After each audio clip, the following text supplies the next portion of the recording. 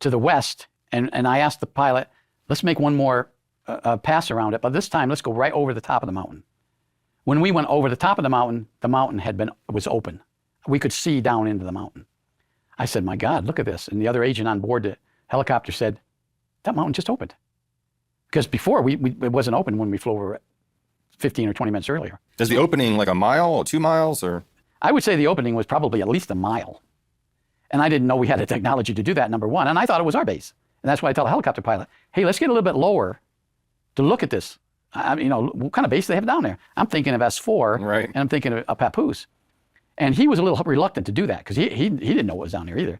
He said, well, I'll get as close as I feel safe because he's a pilot, so he's in control of the aircraft. So we got a little lower and we could see the distinct structures down there. There were like buildings inside here, little buildings all around. There were probably a dozen of these little buildings.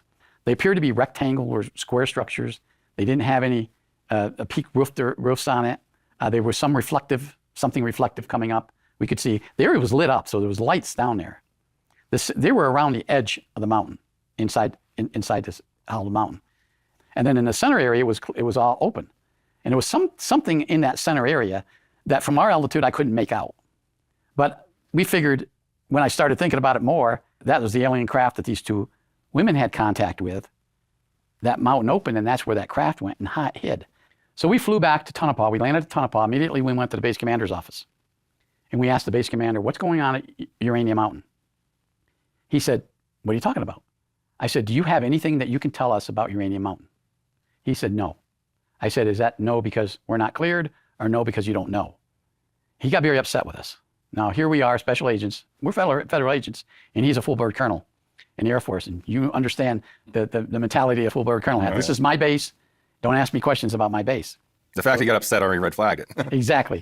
And I said, well, we need to know because something happened out here. And then we briefed him on it. He said, I'm not at liberty to discuss it any further. You guys can leave my office. So we said, thank you, sir. And we left his office. Then we immediately responded by sending a teletype, the old teletype system, up our chain of command. I said, we need to know what's going on out there. And we need to get permission. Now, he worked for a numbered Air Force commander at Edwards Air Force Base. So we thought, well, we'll go to him. He was general, one-star general, brigadier general. And we'll ask him to let that commander give us permission to find out. Well, we went to the general at Edwards Air Force Base. Uh-oh. He didn't know anything about it. He said, I don't know what you're talking about. As far as I know, there's nothing going on out there. So then he went to the KY3. It's a secure phone. You can talk classified up to top secret over it. He calls him.